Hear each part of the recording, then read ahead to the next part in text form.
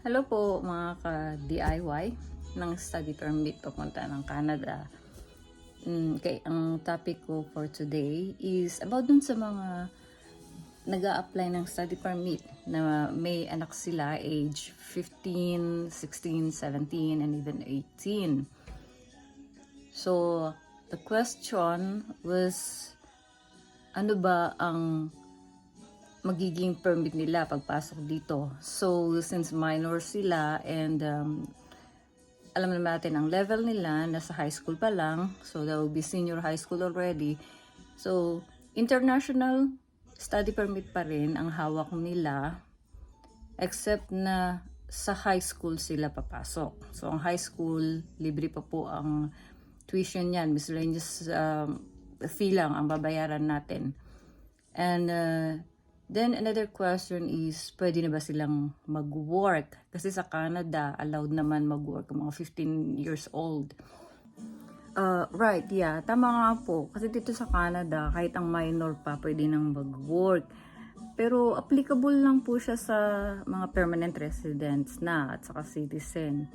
So sa case natin na ang anak natin naka-international study permit pa rin, so and also one of the eligibility para ma-allow mag-work ang naka-study permit is yung papasok siya sa post-secondary.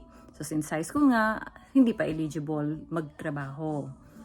And an additional question is, pwede na bang kumuha ng SIN? Okay. Ang Service Canada po, nagbe-base siya sa restriction ng study permit. Kung ang study permit po niyan, normally ilalagay ng border na papasok sa secondary school yung ating anak, and they would not be allowed to work. So, ang Service Canada, hindi po mag-i-issue ng SIN. So, kung walang SIN, hindi rin po pwedeng mag-work. Okay. Another thing na I found it stressful sa mga parent na naka-study permit is yung mga anak nila na papasok as grade 12 or nakatapos na ng grade 12 sa Philippines, then gusto nilang isama dito. Pero since magiging international study permit din ang hawak nila, so kailangan nilang magbayad pareho ng sa international study permit. So, yun nga, in our case, hindi rin namin kaya na magsasabay kami nung anak ko na mag-aaral kami pareho sa post-secondary. So, masyado na pumahal ang tuition. So, research lang, basa-basa until I found out na may paraan para medyo ma-delay ko yung kanyang pagpasok sa post-secondary, which is, pina-enroll ko siya sa bridging program. Yung bridging program po is they offer subjects or courses na hindi na take up doon sa high school, or kung yung high school is mababa yung kanilang grades and then gustong i-upgrade yung grade for that particular subject. So, ino-offer po yun ng bridging program. So, yung bridging program po na yun is ang qualified po doon yung mga 19 years old and below.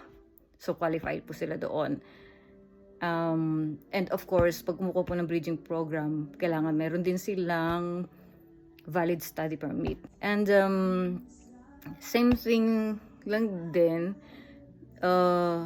medyo mas lumakas yung loob namin na gawin yung ganong procedure kasi yung napili niya na program dun sa post-secondary, nag-request or nag-require sila ng courses na hindi pa na-take up nung anak ko dun sa high school. Kasi pumasok siya dito, grade 12 na. Until grade 11 siya sa Philippines. So, yun po. Libre lang din naman yung bridging program na yun. I think nagbayad lang kami dun sa 2 courses na kinuhan niya. $40 lang. So, because kasi ano pa siya covered pa siya ng high school level. So, there's a good way para mai-delay niyo yung kanyang college kung hindi pa ninyo kaya or sasabay siya sa college ninyo. Good news sa mga may anak, may dependent na 18 years old and above na, lalo na yung mga walang interest mag-aral. So, ang Canada po, nag-issue sila ng temporary public policy na po pwede na pong i-apply ng open work permit yung mga dependents. So, it's a really good news po yan. Although yung i-explain ko po sa next video or ko kung sino talaga yung eligible. Kasi nung in-apply ko ng open work permit yung anak ko, so naka-study permit siya and hindi naman siya masyadong interesado na mag-aral. I know nung in-apply ko siya ng open work permit, hindi pa talaga na i-issue or hindi pa na-i-implement yung bagong policy nila na ang temporary workers pwede nang i-apply ng open work permit ang kanilang dependents.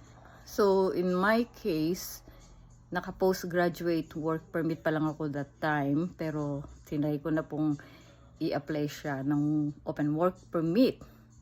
And then, in God's will, na-approve naman. Payo ko lang po sa mga gustong i-apply ng open work permit ng dependents nila, i-research nyo po mabuti.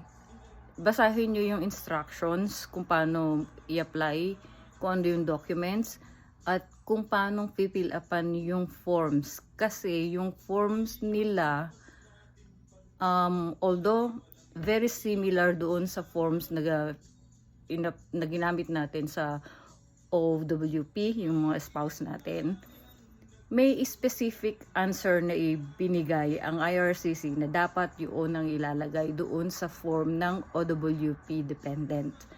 So, tingnan nyo pong mabuti yun. Kasi yun ang basihan nila. Kung para yung pag-pinrases nila yung OWP, alam nila kung saan nila i-categorize yung application ninyo. Kasi ang OWP, para sa spouse yan, alam nyo naman, di ba? Pero ito nga, since temporary public policy siya, sa kaya meron silang specific na wordings, na status na kailangan i-fill up mo dun sa form. So, be careful na lang po sa pag-fill up ng form. Okay, I think hanggang dito na lang po. Kung meron kayong follow-up question, send me a message na lang po. Pwede nyo i-write sa comment. Either I will answer you on the comment section, or if kailangan pa ng further explanation doon sa tanong ninyo, try po natin gawin ng video para ma-explain ko ng maayos. Disclaimer lang po, hindi po ako consultant. Based lang po ito sa experience ko at sa mga na-research ko. Doon na rin po sa website ng Canada Immigration. Okay. Thank you!